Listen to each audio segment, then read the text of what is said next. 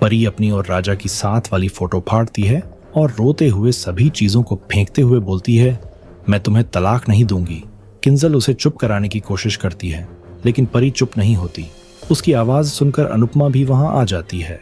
किंजल अनुपमा को कुछ करने के लिए बोलती है।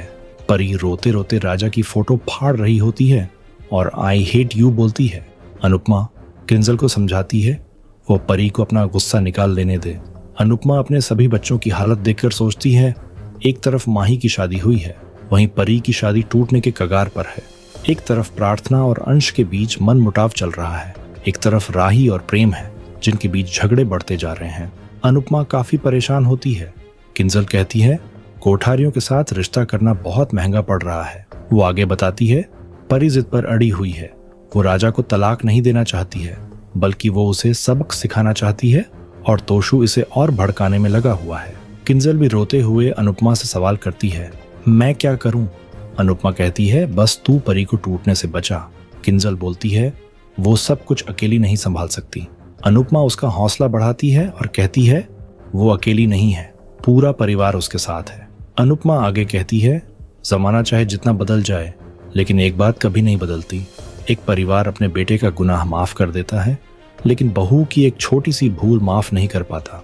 वो बताती हैं आज भी बहुओं को वो इज्जत नहीं मिलती जिसकी वो हकदार हैं। अब वक्त आ गया है जब परिवारों को अपनी बहुओं को अपनी बेटियों की तरह अपनाना चाहिए।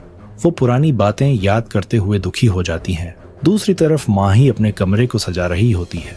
वहां गौतम आता है तो माही मुस्कुराकर कहती है मेरा सपना था मैं शादी के बाद अपने पति को रोजाना एक सरप्राइज दूंगी, लेकिन किस्मत ने ये सपना पूरा नहीं होने दिया। गौतम माही को गले लगाता है और कहता है बीते हुए कल को भूल जाओ, अब तुम्हें सिर्फ खुशियां मिलेंगी। इसी बीच गौतम राजा और परी के लिए परेशान होता है, लेकिन माही कहती है परी ने राजा से शादी बस ऐशो आराम की जिंदगी के लिए की थी। गौतम कहता है वो जैसी भी है हमारे परिवार का हिस्सा है। माही कहती है इस घर में सब सिर्फ अपने बारे में सोचते हैं, इस घर में सिर्फ हम दोनों ही घर परिवार और कंपनी के बारे में सोचते हैं। जितना काम आप करते हैं उस हिसाब से तो पापा को सारी जिम्मेदारी आपको देकर रिटायर हो जाना चाहिए। गौतम कहता है मैं ये सब अपने परिवार के लिए कर रहा हूँ। माही कहती है मैं चाहती हूँ आपके हाथ में भी पावर हो, इसके लिए मुझे ही कुछ करना होगा। मैं इस बारे में पापा से बात करूंगी। ये सुनकर गौतम खुश होता है। दूसरी तरफ राही अनुपमा को गौतम की सच्चाई बताती है और पूछती है क्या मैं पापा को ये सच बता दूं? अनुपमा उसे रुकने के लिए कहती है और जल्दबाजी में कोई भी कदम उठाने को मना करती है। वो कहती है पहले पूरी बात का पता लगाओ और पहले प्रेम को बताओ।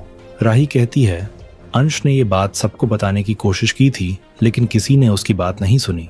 ये बात पापा को पता चलना बहुत जरूरी है। अनुपमा कहती है तुम जल्दबाजी मत करो, तुम पहले प्रेम से बात करो।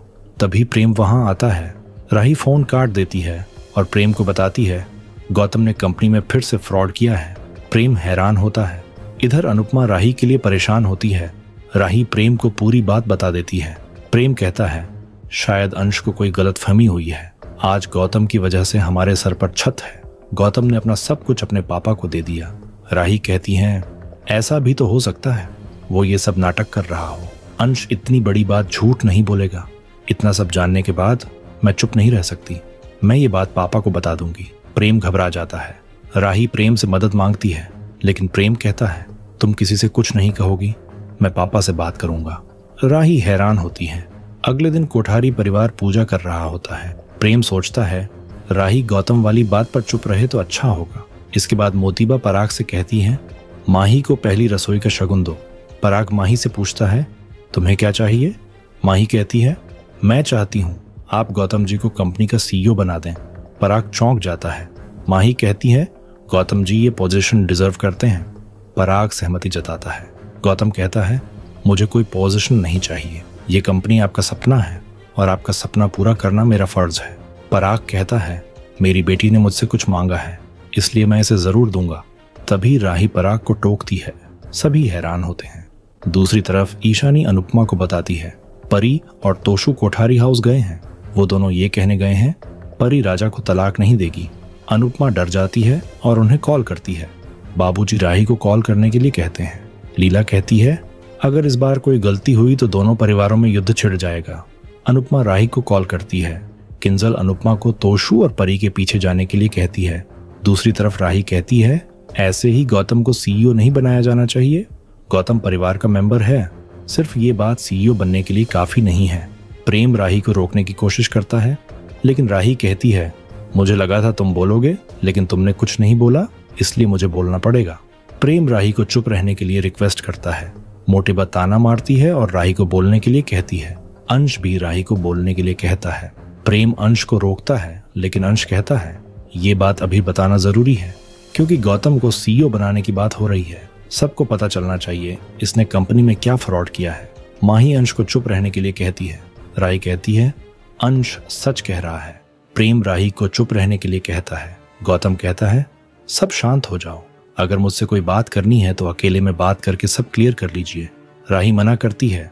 माही कहती है, तुम सब मुझसे और गौतम जी से जलते हो क्योंकि हम दोनों परफेक्ट हैं। राही हैरान होती है। दूसरी तरफ अनुपमा डरती हुई कोठारी हाउस की तरफ आ रही होती है और सोचती है, पता नहीं ऐसा क्यों लग रहा है, कुछ बहुत बुरा होने वाला है। दूसरी तरफ गौतम राही को शांत होने के लिए कहता है। प्रेम गुस्से में राही को रोकता है। पराग राही से कहता है, तुम्हें जो कहना है वो कहो और बात को खत्म करो। तभी राही कहती है, गौतम ने कंपनी में बहुत बड़ा घोटाला किया है। यह सुनकर सभी हैरान होते हैं। प्रेम परेशान होता है। राही अंश वाली बात सबको बताती है और गौतम को सच कबूल करने के लिए कहती है। माही कहती है, गौतम जी ऐसा नहीं कर सकते। अनिल गौतम से सच पूछता है तो मोटिबा कहती है, राही और अंश झूठ बोल रहे हैं। ख्याति और मीता उनसे सबूत मांगती हैं। राही कहती हैं, हमें जो पता था वो हमने बता दिया, बाकी कंपनी का अकाउंट देखने पर पता चल जाएगा। पराग गौतम से जवाब मांगता है और कहता है, अगर ये बात झूठी हुई तो अंश और राही की खैर नहीं, और अगर ये बात सच हुई तो मैं गौतम को नहीं छोड़ूंगा। सभी हैरान होते हैं। दूसरी तरफ शाह हाउस में सभी तोशु और परी को कॉल करने की कोशिश करते हैं। लीला और बाबूजी को अनुपमा की चिंता होती है। दूसरी तरफ राही गौतम को सच बोलने के लिए कहती है। गौतम कहता है, मैंने कोई घोटाला नहीं किया, मैंने सिर्फ पैसे को घुमाया है। पराग इसका कारण पूछता है। गौतम कहता है, कंपनी से 1 करोड़ रुपए अग्रवाल को दिए गए थे और वो जेल चले गए तो मैंने बाकी पैसों से उसे एडजस्ट कर दिया। अनिल गुस्से में पूछता है, अग्रवाल को पैसे किसने दिए? प्रेम घबरा जाता है। गौतम प्रेम का नाम ले लेता है। पराग ये सुनकर हैरान हो जाता है। आने वाले एपिसोड में देखने को मिलेगा प्रेम राही पर गुस्सा करता है। ये देखकर अनुपमा को वनराज की जली कटी बातें याद आती हैं और वो प्रेम को समझाने की कोशिश करती है, लेकिन प्रेम कहता है, ये पति पत्नी के आपस का मामला है, आप बीच में मत बोलिए।